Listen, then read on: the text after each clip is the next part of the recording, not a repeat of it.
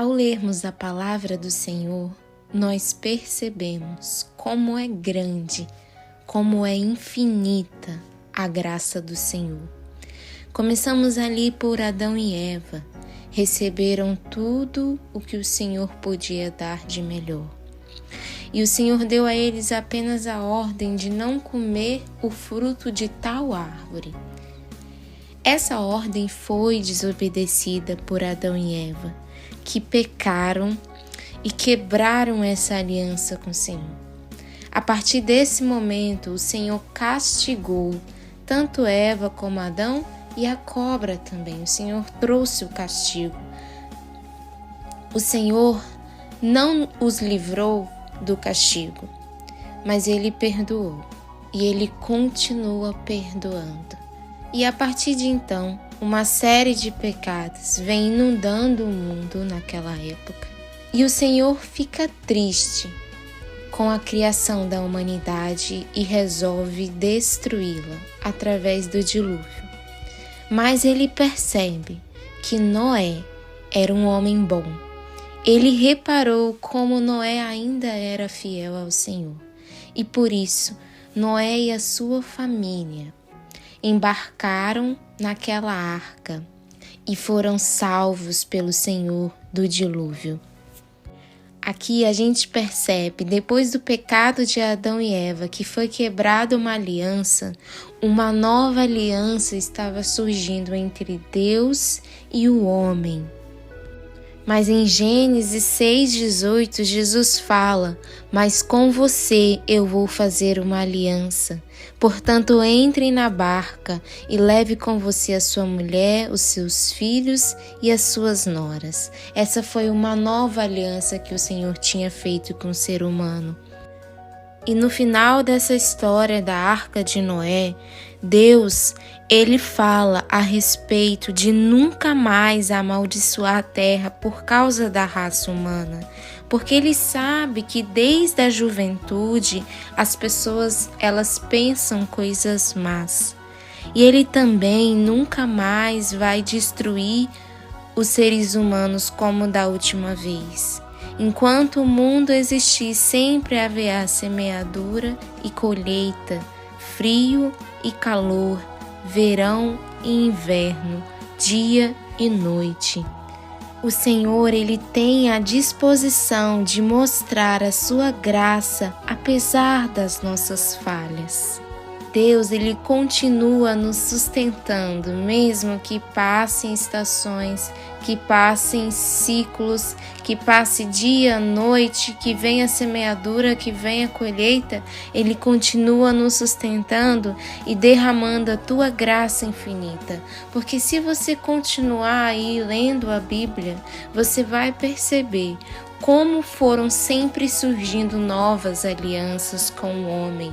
O homem, ele vem, peca, falha, mas o Senhor vem, traz o castigo, mas Ele perdoa sim e Ele faz uma nova aliança. A gente percebe isso depois dos reis que vieram, a gente vê Davi, a gente vê toda essa geração fazendo uma aliança com o Senhor.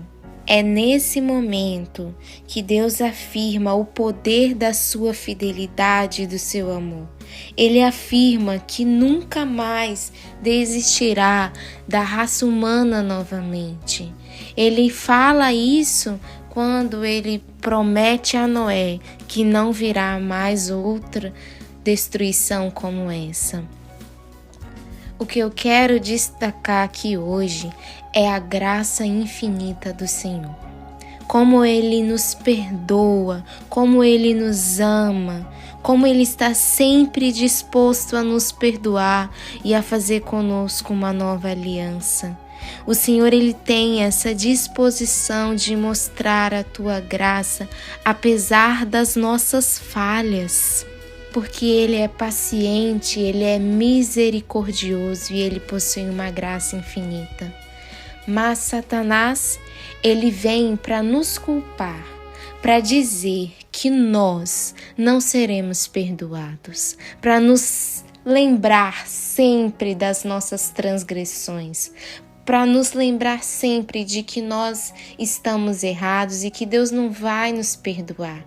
Ele vem para nos culpar. Porque a partir do momento que o Senhor nos perdoa, o Satanás ele fica atordoado porque ele perdeu ali o controle sobre nós através daquele pecado que a gente estava fazendo.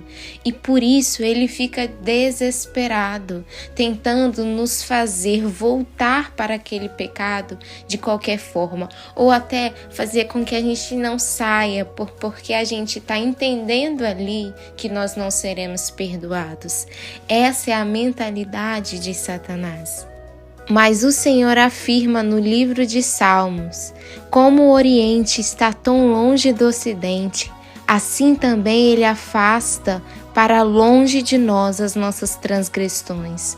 Esse truque de Satanás que está tentando nos convencer que nós não seremos realmente perdoados pelo Senhor, em Salmos, Deus deixa claro como Ele afasta de nós as nossas transgressões, assim como o Oriente está longe do Ocidente.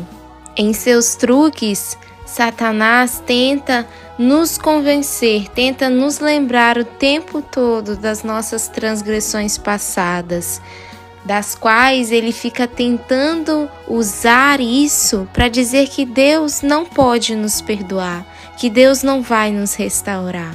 E isso é um desafio para nós, descansar quando nós pecamos e estamos arrependidos e queremos o perdão, descansar a mente e entender quando nós nos arrependemos verdadeiramente, o Senhor nos perdoa. Salmos diz que Deus não só perdoa os nossos pecados, mas como também Ele elimina completamente da nossa presença e da presença dEle.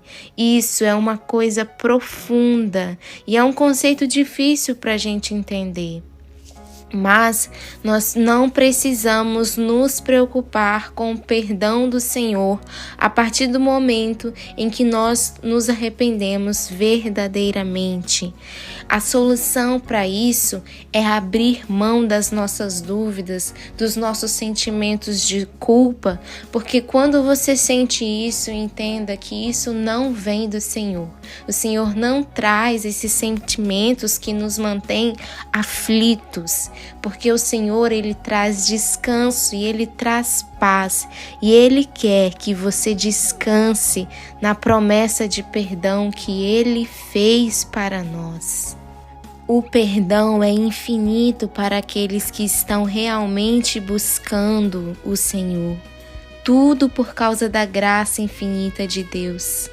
Isso é possível apenas por causa do sangue derramado de Cristo Jesus lá naquela cruz.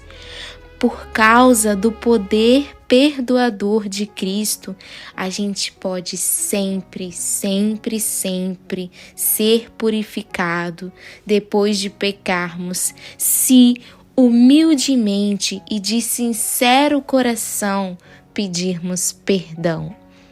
Deus está olhando as intenções do seu coração. Ele sabe o que você está pensando. Não tenha medo de voltar para Deus e pedir perdão.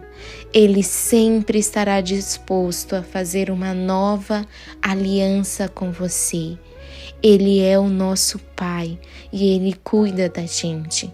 Ele afastará de você todas as aflições, todo o medo, tudo que te traz insegurança. Ele só precisa de um passo seu, da sua autorização. E Ele vai te fazer ir muito longe na presença dEle. Pense sobre isso. Descanse na paz do Senhor Jesus Cristo. Amém.